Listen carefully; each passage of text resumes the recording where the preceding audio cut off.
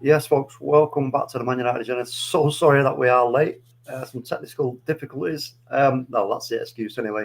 But there is news surrounding the takeover of Manchester United. So stay tuned.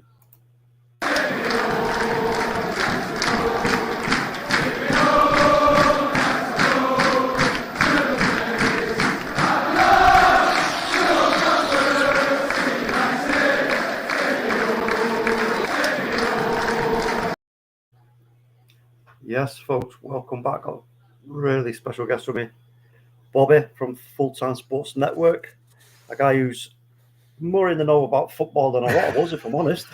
He's going to say no. But how are you doing this afternoon, Bobby? You all right? I was looking forward to a lovely, nice, relaxing day today, and it hasn't turned out to be like that at all. Breaking United news, breaking Arsenal news. Yeah, it's Hmm. just been one of those days today. Yeah, but how are you No, anyway? that's no. I'm all good. I'm all good. Thank you. Yeah, because you are obviously an Arsenal fan, and obviously you know the news and things that are going on at Arsenal at the moment. You're kind of in a bit of I would say. Do you agree that's a similar situation in regards to the owners? That's a lot of the fan base of Arsenal are kind of unhappy with the ownership as it stands. Yeah, we're definitely unhappy with KSE as the big Mm. brand, but Josh is doing wonders at the moment for doing some great work with interviews and information. I think Josh is the better half of the KSE brand. But yeah, as for the Glazers, I would hate to actually compare the two because I feel sorry for United fans, and that says a lot saying I'm an Arsenal fan, but Mm. I do feel sorry for because Glazer just for me are just awful owners. But we'll get into this. Yeah, I mean, there are so many questions that need to be asked and answered, and especially given the news that is sort of coming out at the moment regarding the club and the potential interest from the likes of Sir Jim Ratcliffe. Obviously, let's put this into some context because we do need to sort of look at this from every angle. So the first obvious place to start to look at is I want to ask you and everybody else in the chat, what's the value of Manchester United? Because if you look at Chelsea, Chelsea were purchased for 4.25 billion. So I've asked you the question, Bobby, is surely does that mean that Manchester United would have to be sold for more than that, as we are the bigger club? See, I wish I'd done a bit of research before this question because I would be able to tell you, but I would say you're probably slightly more valuable than Chelsea in terms of the actual whole club itself. I'd say you're worth about five, to be honest. In the Yeah, present, yeah, in the present state as it is, I'd say five. yeah, I would agree. I think because obviously, the fan base, the merch, the name, the longevity of the club, the success, everything else. We are I looked the other day and it was the top three clubs, biggest clubs in the world is obviously Real Madrid, Yeah, Barcelona. Oh, sorry, no, Real Madrid, Bayern Munich, Man United, and then Bayern Munich. yeah, They were the sort of the top clubs. So you would surely have to put us in that kind of bracket in terms of value. yeah. There's no doubt about that, isn't there? Uh, because I don't know if the 6 million was mentioned earlier. I still think that you'd have to go crazy offer for Glazers to go yes.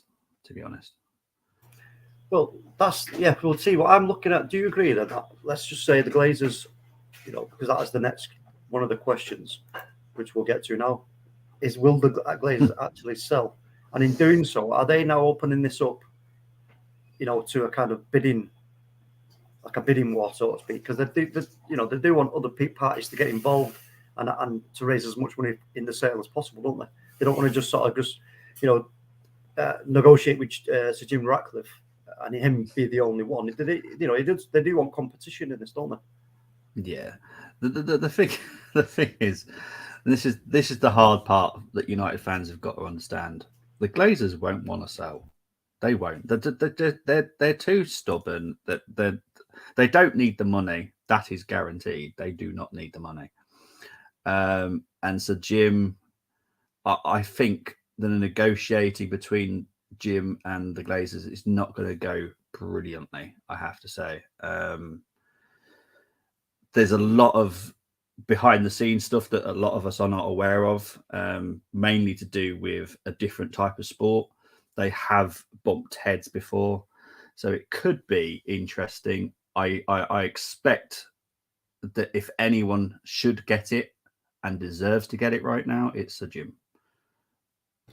Yeah, well, from a fan's point of view, Sir Jim Ratcliffe is a perfect choice because he is a fan of the club. He's mega rich. He's not doing it to make money. I don't see him doing this to make money. I've heard people, other people have actually said this as well. That he's not actually going to come into this wanting to make money. Yes, folks, we are also joined by our good friend Rebel. How are you doing this afternoon? Sorry to drag you away from your work, Rebel. Well, this is the commitment we've got on this channel. People are willing to drag themselves away from the office to come on and get into this Man United news. How are you doing, Rebel? Not too bad, lads. I said I'd come on there because the winds had changed and I got off a Teams call, so now I'm here to talk things Manchester United. Good. Glad to have you. So obviously, I don't know if you'll just speed us to where we are. We're just talking about now Jim Ratcliffe, he's going to buy it as a fan. He's not buying it to make money, and also the fact that the Glazers may well be wanting a bidding war going on here because we just said Chelsea was sold for 4.25. Surely Man United has to go for more than that. Do you agree on that front? Well, I suppose what you have to build into the Manchester United purchase price is this is going to be the net of clearance of debt purchase price. So whatever United as a club owes is also going to be an additional cost. So if they pull out 4 billion net, they're really pulling out 4.5, 4.6 billion because of the fact that the debt that we owe is remaining behind without them having to service it. So that's a part of the issue that we have to be cognizant of. So even if it does look like it's a similar type price, at the end of the day, it really is more, especially as well then considering that Stamford Bridge is in a hell of a lot better condition than Old Trafford, that the training facilities at Chelsea are in a better condition than Manchester United have. So there's a lot of capital expenditure that will need to be infused into the club. So that's all part of the purchase price in inverted commas that I would say the Glazers would be receiving. Like that's a net figure into their pockets straight away. Yeah, 100%. I mean, so if we look at this then, from my point of view, I think what the Glazers are going to try and do here is, given what you've just said, so we've got the debt. The club is an absolute shambles. The stadium, it needs knocking down, rebuilding. We know that. We need the training facilities updating as well and bringing it up to modern standards. And if you're going to do this, you're going to bring it into the 2022s. Make it ultra modern and one of the best stadiums, if not the best stadium in England, maybe in Europe as well. But the way I see this is the Glazers are going to look at this from an angle of look. One of the best. Even though there is this debt, and even though there is a stadium to be built, it works as it stands right now. All right, it might not be the prettiest, but it works. Right, it's functioning. And also because of the potential earnings going forward of the club. This is another aspect I think the Glazers will look at. So I think they will still try and push at least to get over that 4, maybe like Bobby said, maybe even towards the 5 billion because of that fact. Because going forward, and like I said, Jim Ratcliffe is not looking, in my opinion anyway, I don't know if you two agree, Jim Ratcliffe would not be looking to make money out of this. This would be a fan buying a club for the right reasons. So do you think, would he be willing to go to that extent? And also, let me ask you this, would he then be looking also at bringing other people on board with him to invest in a new stadium and new training facilities? Interestingly, a name that I heard being linked that Jim Ratcliffe is interested in bringing on board is a certain Mr. Lewis Hamilton, because apparently he's keen to get involved in sports ownership and promote sports ownership within his demographic. So if he's willing to put his money into Manchester United, more power to him. I think the key part of this will be not so much whose money's coming in, but the acquisition of relevant people to run club once the transition has been made. That is where the real nitty gritty is going to come into play. As to whose money it is, I'm not overly bothered who he brings in, because I think what we will have to kind of factor as fans is that if he does pay a premium over the net worth of the club, he is going to have some sort of recourse to get it back down to a market value, you would imagine. He's not going to be able to completely and utterly flog out his financial interest, because as a businessman, he's going to need to have the valuation of club at around what he has invested. Now, Manchester United as an entity, once that debt is gone, a clever businessman will be able to utilise the resources that Manchester United itself can generate without putting further money in. Jim Ratcliffe is going to seek corporate link-ups. That is without doubt. He has a big link-up with the Formula One world. He's going to get involved with people that are going to invest into club. Obviously, then they'll want short sponsorship deals. They'll want naming rights possibly at Old Trafford. It could be the Visa Stadium at Old Trafford for all we know down the line. But if that's the way that we need to go in order to get club away from that family in America, then so be it. Yeah, do you agree with that, Bobby? Do you think that that's a possibility for us? Yeah. So Jim is a very clever man. He knows what he's doing. He loves football. He'll do whatever it takes to, even if it involves other people. I do believe that he would rather have the larger lump sum of it. Obviously, what he did with Chelsea was trying to get like a little consortium together. I think he'll do it again for United. But this is where I think you've got the problem. What are you going to do to get those Glazers to sell? They don't really care. You know they don't. Are they ever really going to sell? I don't think they are right now. I don't think they're at that point in their mindset. And that's where you fans, as in United fans, need to work out how to do that. You see, the thing, it's an interesting point you make there, Bobby, because for me, if let's look at it from this angle, the Glazers, we know they never used any of their money. Apparently they're worth like nearly 4 billion themselves. They don't want to put their own money in because they've got other interests elsewhere. The cost of borrowing is going through the roof. And so if you look at the whole setup at Man United as it stands right now, we are a total reversal mirror image of what we were last season. We look like we've got a good squad. We've got a great manager. We're getting results, bar the last result. Forget about that one. That was, it was what it was. But in the league, where it really counts, we're in form and we're performing on the pitch. So for me, I just think that right now is a really good time for the Glazers to sell. Without them, if they'd have gone out and put $1 billion or 1.5 billion into a new stadium and new training facilities and everything else and made it all shiny, brand new, then I would say, yeah, okay, maybe they're going to really be difficult about this and sort of push this out, to try and push the value of the club up by being successful on the pitch. But because we haven't won anything yet, there's a huge risk still in place in terms of, will Ten Hag actually win us a trophy this season or next season? Are these players actually going to see out a full season of performing well? And there's so many variables that are risks for the Glazers with the money that they've just put in. It just looks to me that what they've done and then the rumor and the noises that are being made, it looks to me like it now is the right time for them to let the club go onto somebody who can actually put the funds in that are needed, and they can walk away with, 4+ whatever billion in their back pockets. Yeah, I think interestingly, Bobby, and I'm going to ask you this question because it's been something that's been mulling around in my head. Talk mentioned that the family is worth €4 billion. If they get a £4 billion bid for Manchester United, in essence, overnight, they're doubling the net worth of the family at a cost of zero to the family. And interestingly, there is division amongst the family now at this point. Joel and one other wants to keep club, but the rest of the family wants out and they want to cash in on the effort. And obviously bear in mind the resources that were spent this summer, Casemiro, Anthony, etc. In the long-term squad analysis, it is kind of a plaster put over a leaking dam, in that it's after giving us a short-term boost in value, but without continued investment of that level until a point where the squad becomes self-renewing. It's not exactly going to be a long-term upgrade in the valuation. So they probably do need to act within a certain period in order to get the value that the club is currently being priced at.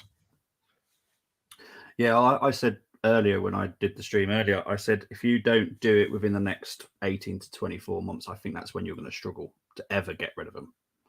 This is the time now. If you can do it, if you know, I hope you can sell it. I hope the Glazers do sell up and the sell to Sir Jim. I'll be delighted as an Arsenal fan, and that's weird me saying it, but I would be, because I think the Glazers in 2 years, I don't think they would sell in 2 years. I really don't think they will be. No, it's just a weird thing for me to say that they won't sell in 2 years. I just don't think they will in 2 years. I just got a horrible feeling they won't. It's either now or never for me.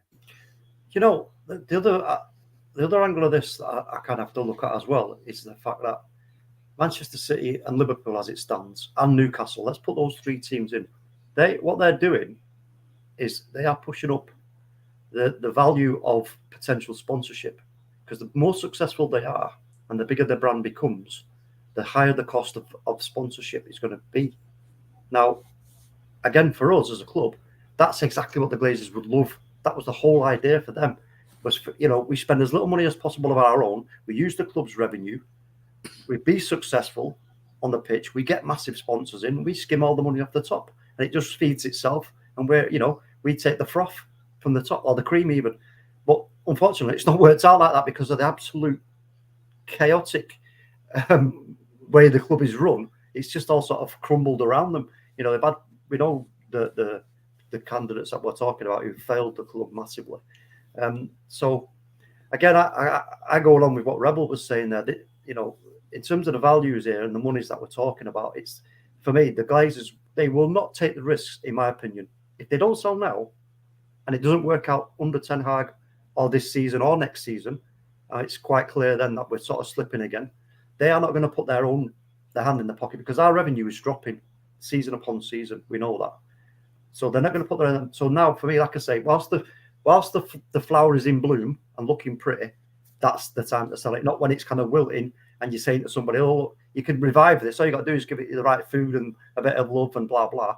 No. That's not the best time to sell. Go on, Rebel. Actually, interesting, you did mention there about the share price and the amount of money that Glazers has spent on club. That amount is zero. They've never actually spent a penny of their own money. Even at the acquisition phase, they've done a bit of creative accounting, but we won't go into that today because that's boring stuff that only financial nerds are interested in. But I suppose they're looking at a point of major capital expenditure, and that's, I think, something that within the family that is the pressure is being put on Joel and the other brother that's mainly involved in these business decisions to get out of club.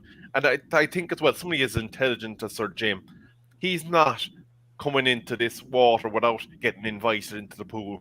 There's obviously substance to the Glazers looking to relinquish the club, because if not, he wouldn't be in the conversation at this point. He's done his due diligence, he's done his analysis, and he's wading in there kind of going, there's a realistic chance of me coming out here, adding Manchester United to my list of clubs. He obviously already owns Nice in France. And for me, this is a point in time now, because the future income in the sponsorship deals that has been done by Ed Woodward, now defunct chairperson of Manchester United, is all contingent on Champions League qualification. And they are looking at a lot of expenditure in the short term now for the prospect of hitting available amounts of money for dividend release, which is not what they want. If you look at the debt in the way that it was established at point of purchase, we are now even in more debt than we were when they took over club and made those financial transactions. So the door is being knocked on and the debt collectors are calling. Yeah, and also, I don't know if you agree with this, Bobby, but also the value of the value of the club and the money that it's earning is actually shrinking against the debt that's owed. And that if that debt outweighs the value of the club, then we are in serious trouble. Yeah. There was I do a lot of meetings privately. You are not the worst financially in the Premier League, but you are one of the worst financially in the Premier League. And that says a lot about United. There is one club that is dancing and being happy, and they don't know the actual behind the scenes that they're actually in severe financial problems if they don't have success this year. You are not one of them. But I do agree that it needs to happen now. I wish I could say for definite this is happening. I am trying to find out how much this is actually true, because I have people that can actually tell me if this is actually happening. And I want it to happen because I know Sir Jim, and Sir Jim loves football, and that is for me. I know he's a Man United fan, and that's fine. And he would have bought Chelsea for being a football fan, but he's buying you, well, trying to buy you, because he's a football fan, but also a United fan, and you've got that means everything to me. If I had an Arsenal fan that doing that for my club, I'd be delighted. I'd be singing off the roof of the top. Really would.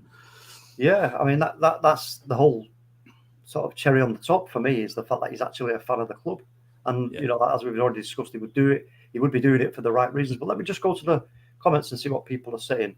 We've got Solo. We've also got Andy Long in the chat as well. Big up to you, Andy. Solo saying $3 billion they should sell the club for after all the money they've been draining from the club in the past few years. I think we've already covered that point, Solo, that we think it's worth a lot more than that, and they're going to want more than that. There's no two ways about that. Ajmal is in the building. Yo, big up. He says, I hope they leave soon. Andy Long says they acquired the club without spending $1, so if they sell it for $5 billion, it's easy maths. They don't take the debt they told the club with, so keep it and risk getting less if the protest. Yeah, this is a thing. You see, it's all negativity around the club at the moment whilst they're still in charge, and you do not want to be invested in trying to take risks with your own money, because let's have it right. Even for Manchester City and Liverpool, Newcastle, whatever money you spend, it's never guaranteed that you're going to be successful. But it does obviously, it does help if you've got decent owners, who are willing to be patient and put the money on where the mouth is. Andy Long says, yeah.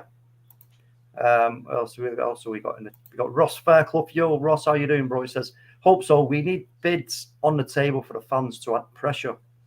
Yeah, that's, I think us as fans, we've just got to keep doing what we're doing, making noises, protesting as much as we can, letting the world know, not just the Glazers. This is about letting the sporting world know that one of the biggest clubs in the world, the fan base is not happy. We want change. I know that we know the sponsors, they do take notice. They do notice it, and that is not a good light to be in as a sponsor, being involved with a club that is being so negative all the time from the fan base's point of view, because you're talking about a lot of people here, and that them people could be purchasing said items from said sponsors, but then if we're not happy with what's going on at the club, those sales will drop, and that's just how it is. He says the Glazers are clinging on for share price spike. Interesting. Rory C says it's a tragedy the Premier League didn't stop the takeover back in the day. Yeah, well, there's new rules apparently that have come in and to stop this kind of thing happening, and leverage buyouts and all this nonsense. So let's see how it rolls out. But I just want to move on to another question. Now, we have obviously seen what has been said. I'm just going to have a look at this, actually, with Jim Ratcliffe. So I'm going to read this out. So it says, potential Man United buyer eyes up world-class sporting director as preferred candidate. Manchester United could try to hire Louis Campos as their sporting director if Sir Jim Ratcliffe ends up purchasing the club from the Glazer family. The Glazers have long been hugely unpopular among the Man United fans, and on the images, many Red Devil supporters will be desperate to see Ratcliffe come in and kickstart a new era at Old Trafford. The British billionaire continues to be linked with an interest in United, and the Parisian claim he would look to poach Campos from PSG if he did buy the Premier League giants. Campos has done hugely impressive work throughout his career, most notably in spells with Monaco and Lille, and currently holds advisory role at PSG. United's transfer business hasn't been the best in recent years, so bringing in an expert at recruitment like Campos could be a superb move. Man United need to get better at identifying bargains in the market and bringing in players before they peak. Before their peak years, having blown money on flops such as Paul Pogba, Romelu Lukaku, Angel Di Maria, Harry Maguire. This is not us. We haven't written this. You can quite clearly see it come from One Football. Alexis Sanchez and others in the past few years. But the point is quite clear there, folks. We all know what's been happening at the club. It's not been the best strategy in terms of recruitment. And we have wasted an absolute world of money. So in terms of Louis Campos, and the question for me is, is he the best DOF in football? What do you think of that, Rebel? Well, I've been looking at him since yesterday evening, since this has kind of come to light that he's one of those candidates, and he is seen amongst many sources that he's one of the foremost directors of football in the game for running a club. What we had in our previous incumbents, and to a certain extent what we still have at the moment, is an accountant that is trying to use their training wheels to get by at running a club. And unfortunately, while they're going to do the sun, the moon, and stars in terms of their commercialization and sponsorship deals, the day-to-day nitty-gritty of running a football club and engaging with a manager in transfer targets and all the other business, it just doesn't add up. And that is the failure that we saw with Woodward. He identified a player because of what he could do with them, commercially speaking, whereas they might not necessarily have been the player that would have fitted a manager's system and maybe would have made their tenure at Manchester United a more palatable time for fans, because the football would have been done in a way that wins would have been received. Bad looking football is very palatable when you're winning games. Like, if you look at the ethos that the Spurs manager has, he plays a defensive brand of football, and as long as they're winning, nobody cares. But if you're losing, you need something out of the transaction. You need some exciting football. And I think someone like Campos working in conjunction with a Ten Hag, you could just see the structures melting in nicely together, and whatever layers that would need to be put in to assist Campos to do his job would be there. And then obviously with someone of the business acumen of Sir Jim, that kind of air of business acumen that we did have in terms of our sponsorships and our commercialization, he's more than capable of doing that himself, and thereby probably doesn't need an Ed Woodward type to do that with him, because he'll be able to work with the director of football of the day in order to make sure that everything matches in with the way they want to run club. Yeah, you're right there. And the interesting point you made there about, obviously, we know we were talking about Ed Woodward. Now, the difference there being, I don't know if you agree, Bobby, but it was almost like, Ed Woodward was always backing the favourite. So he's always putting the money on the favourite. Now, when we know in the betting game, putting your money on the favourite all the time is not a good idea, because you will end up out of pocket. And that's exactly what Rebel has more or less alluded to there. He said we need somebody to come in and start backing, some of the back runners, so to speak, the names that are kind of, potentials, and maybe put ourselves in a position of actually bringing in players that we can actually sell on once we've, got the best out of the best example would be Cristiano Ronaldo for us as a club. You bring in this youngster, he's got loads of talent, you nurture it, you work with him, you make him one of the best, if not the best in the world. And then, if he wants to move on, then you let him move on. But if you've got that kind of cycle going at the club, and it's at the same time as bringing you success, surely that is the secret here. It is. Look at what Liverpool did when they sold Coutinho for 120 million. They basically upgraded their whole team, and then they ended up winning the title. And that was with the Coutinho money. I hate the fact that sometimes football teams are like a bit of conveyor belt of talent, and then eventually you need to sell them to then bring up the next line. I don't like that, but it is that, unfortunately, is football. We're trying to do that at Arsenal, and United have been failing to do it. Unfortunately, fairly similar to Arsenal as well, where we were spending loads of money and we're getting nothing back. You can't keep doing that. At some point, you need to go. I don't know about if you're going to go down the youth project like we have, and I hate saying the word project, just so you know, as an Arsenal fan, I hate saying it, but it's working in a degree. You know, we're not back to the Arsenal, but we're getting there. And United do need to, I wouldn't say follow the art the way that we're doing it, but they do need to start signing talents. Because me and Rebel shared the story with me earlier about the Chelsea link with Luis Campos as well. So you need to act quick. If you want to get that guy, you need to act quick, because Chelsea have to get someone by November, because Todd Bowley's obviously doing all the running around at the moment. And the other one was Christoph Freund, wasn't it, the Rebel? Was that right? Freund, yeah, from Salzburg. See, that would be another guy, because when you're in the Red Bull bubble, they are talented at scouting players. They are super talented at it. Look, I know everyone was like, I'm going to go into Leeds for some reason here, but Jesse March, everyone was like, oh, why are they getting an American guy? The fact that he was in the Red Bull system says that he's good.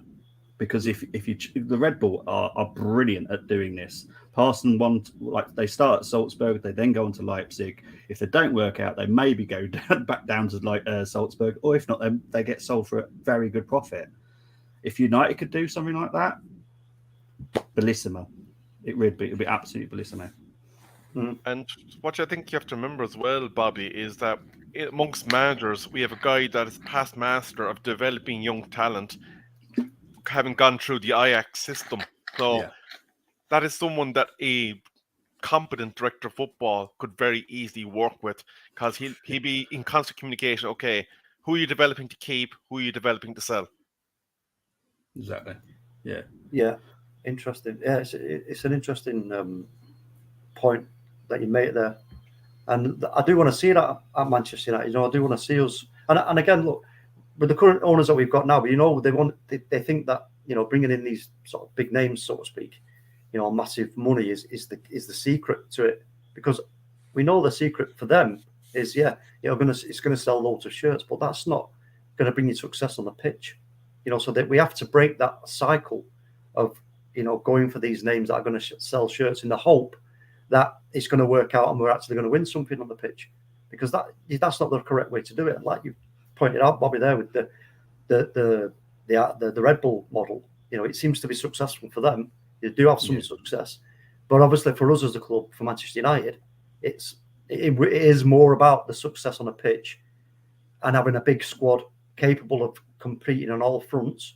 And again, if we brought 10 players in I say cheap, but if we brought 10 players in who are potentials and we work with them under Ten Hag and his coaching setup and everything else, and everything's agreed between him and a Campos, then if a certain percentage of those players then do perform well on the pitch, help us to be successful, but then want to move on because they're only young, then that ain't a problem, because you've got the basis there then and the infrastructure already in place to keep renewing that cycle. Because at the end of the day, that is what we want. Is for us as fans, we want a cycle of success. I'm not saying, but we want to be dominant again like we were under Fergie, because I think it's very difficult and nigh on impossible now for any club to do that again. I mean, I think the only club that you could really say have got the potential to do that is Manchester City, as they're showing right now. But again, I think they're still going to have their times where they're going to have a season off, or even maybe 2 seasons. I think, Talk, you actually raised a very valid point there, and I think it's important to kind of focus on that. The eras where, obviously, we had a Liverpool period of dominance, we had an Arsenal period where they were constantly in the framework with silverware. Manchester United have done it, Chelsea have done it. That era, I think, is gone to an extent because you've got a series of clubs with competent owners now at this point. Arsenal seemed to have turned the corner with the Kroenke, and the Kroenke now seem to be working proactively with club to do what they need to do. We've seen that in the last few windows. Obviously, Newcastle, they're a big money club, and they're going to be a major part of Premier League trophy conversation in the not too distant future. We already have City, Liverpool, Chelsea, and Manchester United around. And if Tottenham can kind of back Conte and put in a system that is supportive of the moves that Conte wants to make, I know it's something that their director isn't too keen on, and that is spending money. but there are a lot of clubs in the conversation, and West Ham now and a few others that wouldn't have been seen as anything other than pretenders to the throne. They're all starting to put in very clever business models because of the amount of money that comes into Premier League. All the clubs now have access to resources that a lot of so-called major clubs in Europe are even envious of. Like, who would have thought that we might have seen a day where a mid-table Premier League club could be out spending the top of La Liga or Serie A? Yeah, absolutely. And I mean, you've only got to look at, the mighty Barcelona and look at the trouble that they're in, and some of the Italian clubs as well. And you're right, the amount of money that's in the Premier League is, it's frightening. But, as we know from our point of view as fans, and at the time for Arsenal, it wasn't exactly being spent in the right places, but being spent wisely. And I agree with what you said there, Rebel, about Arsenal. Yeah, Arsenal, it seems to me, that have taken on board what the fans have been saying. Josh Kroenke is now, it seems to me, trying really hard to try and make things right at the club, because he understands what it means to the fans. Because, we all know the top three clubs in England are Man United, Liverpool, Arsenal. They're the top three clubs because we've won the most things, been the most successful. So when you've got a club like that, you do have to listen to the fans. And, for us, we know the Glazers are just not, they're not, well, but the question is, are they bothered? And I think to a certain extent, no, they're not. But I think what they are bothered about is the negativity. I think that really does bother them. They do not want to be constantly in the limelight of negativity from such a massive club as Manchester United. So, for me, like I said at the start of this, I think right now is the time for them, because we are stable right now at this moment. Because like I said, if this fails, they're going to have to spend more money, which they haven't got. The club is not earning the kind of money that they're going to need to spend to go and take another punt in a season's time or 2 seasons' time. So for me, it's right now is now or never for them, because of the value of the club. Could either, I mean, all right, hold on. I just had a thought. Let's just for a moment think about this. What if we do this season or next season start to really, kick on and actually get close to winning the Premier League? We actually do win a trophy. We do well in the Champions League. The money starts rolling in. If there isn't a deal in place already by then, maybe that would put the Glazers off. Maybe that's something like Bobby was referring to earlier on. Is that a scenario you see that you could see happening? I think, and I was going to just say that obviously Bobby alluded to it there a while ago, but I think there's another interesting counterpoint to that. At the start of the season, after Ten Hag's business was done, they were talking about appointing a competent director of football, and Mitchell's name was mentioned left, right, and centre for the guts of 4 to 5 weeks. The Glazers skirted away from that idea, appointed one of Woodward's buddies, and kind of carried on. There was also talk of significant funding to be sourced with the view to doing Old Trafford up. Again, that's talk now that has slightly dwindled under the carpet. I think if they were interested in a long-term project, Mitchell or somebody of Mitchell's level would have been appointed as a director of football at the summer, because taking into account that they had a major opportunity for to have someone credible in the director level working with a very credible manager that would be capable of working in tandem with them, and they didn't take it. That does state that there was possibly some misgivings. And I think the big thing that is here with the Glazers this time around is there's major media coverage with regards to the unrest. It's on Sky, it's on BT, the major newspapers are covering it. The Glazers out chants are audibly heard throughout the match day presentations. So at the end of the day, I think they're not going to actually gamble on Manchester United getting to the level that they're back in Premier League contention, that they're back in Champions League contention, because the reality is, for them to do that, they would have to effectively spend, number one, the equivalent of the transfer window that they've just done, which, if the rumours are to be believed, they didn't have the money to make that sort of an outlay. They're actually foregoing dividend to a certain extent and increasing the net debt. And also, it will come to a point where the Premier League could turn around and say, your stadium is no longer up to code with regards to what we require to be made available to media because you've no Wi-Fi, you've no this, you've no that. So there's a lot of problems that Glazers need to address. So to get to that comfort stage that you've referenced, Talk, you're talking about significant money that possibly, because of the way that the debt is at the club at the moment, the Glazers themselves would have to put into club. And I don't think the family is interested in putting money in club. They're only interested in getting the money out. Yeah, 100%. And that's the answer that I wanted to hear, because you're absolutely bang on, spot on with that. And so again, that just reflects in what I've been saying from the start. Now's the time. Take the money and be on your merry little way. Go and invest it into your other sports, whatever it is, cricket, NFL, whatever it is you want to do. Go and do that, right? But you cannot, and that's an interesting point you make, Rebel, about when we were connected with Mitchells and other people like that. And again, it's quite clear why they didn't get them people in, because then people want to come in and spend real money, big money on, and make things work. But again, it's the risk that they didn't want to take the risks. The Glazers, they'll only take a risk with the money that the club's earning, which is obviously, in the eyes of a Mitchell, the eyes of a Campos, is not enough to get us where we need to be. So they won't reach into their own pocket and say, well, I'm going to back this and I'm going to back that with my money. Oh, no, it's too risky. So if you haven't got enough out of the pot from the earnings of the club, then they ain't going to bring them people in, because those people will then make it clear that, look, publicly, I've come into this job and I'm not being backed. They're not giving us the money to make this work how I want it to work, because I know if you back me to do what I need to do, I will give you a much higher chance of being successful on the pitch than if you don't.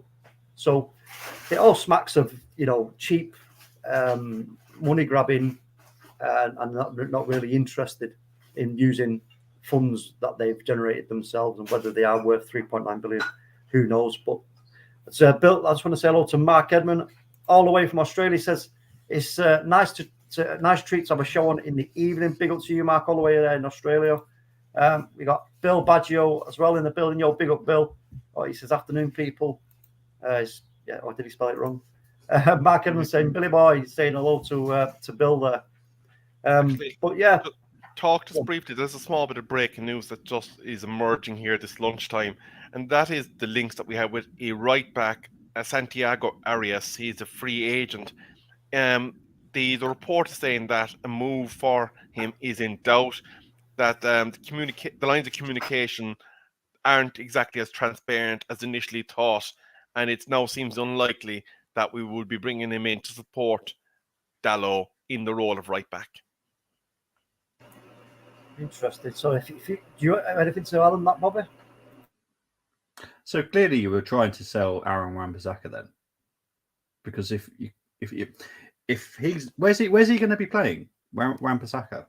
Murta actually blocked his departure, and it seems like he's been frozen out at the moment, according to certain reports in some circles.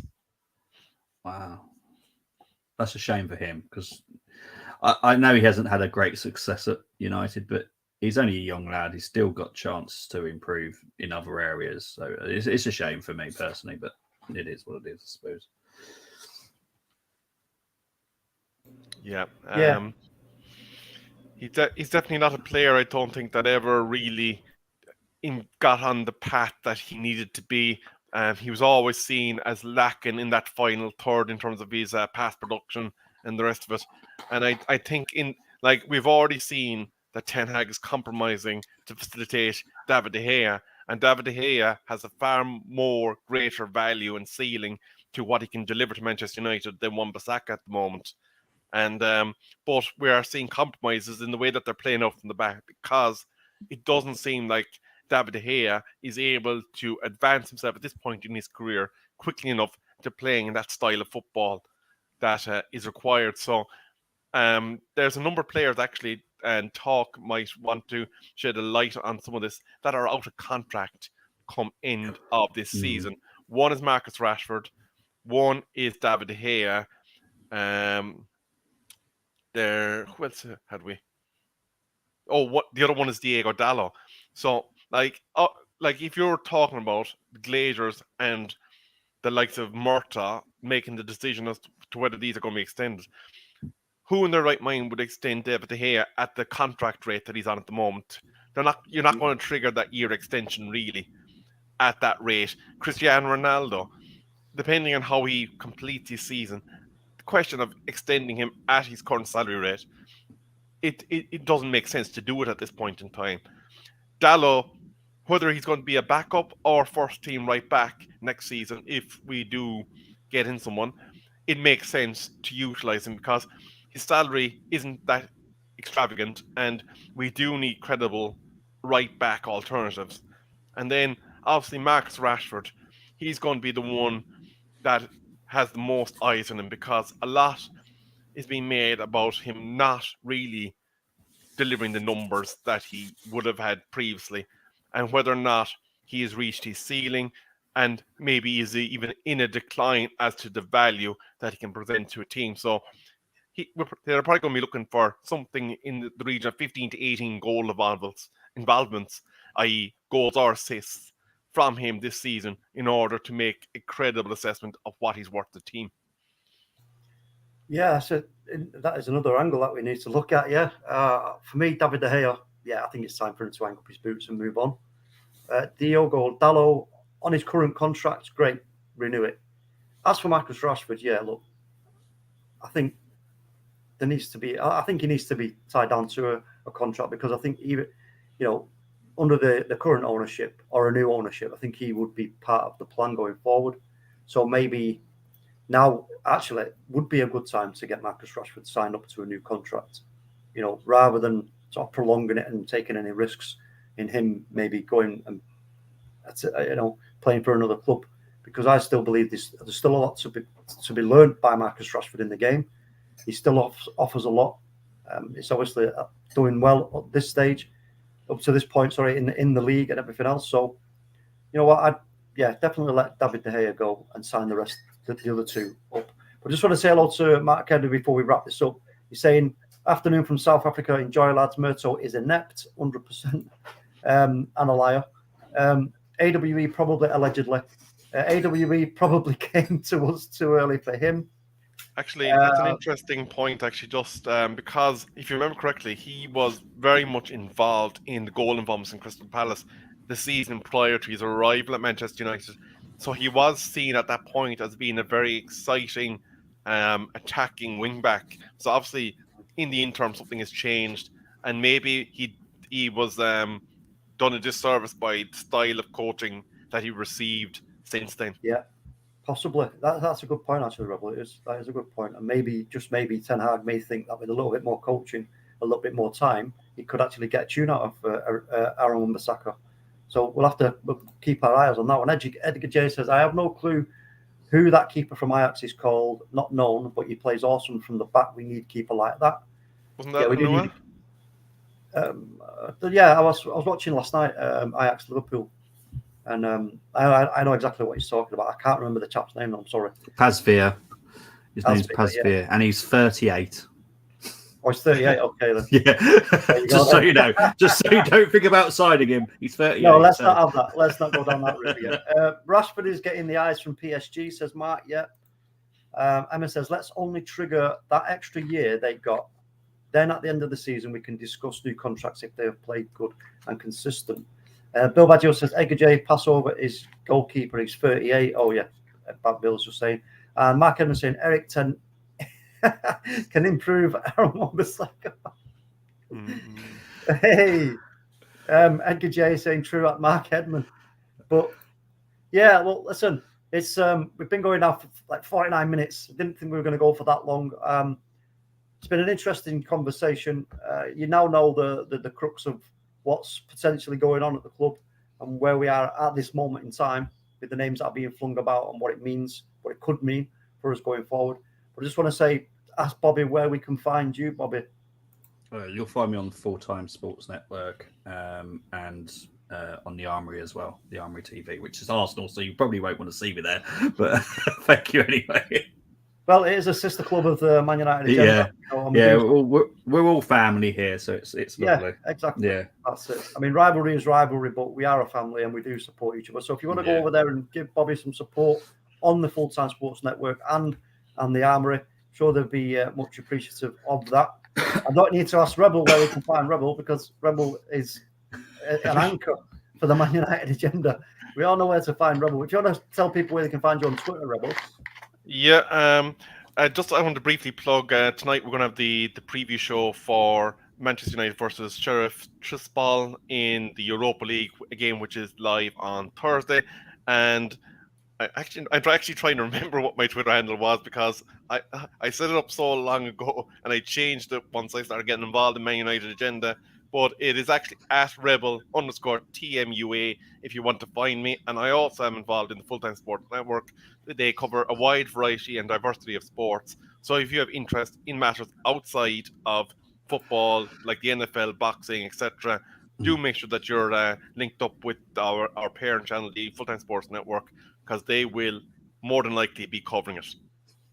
Yeah, definitely. So go and check them out, folks.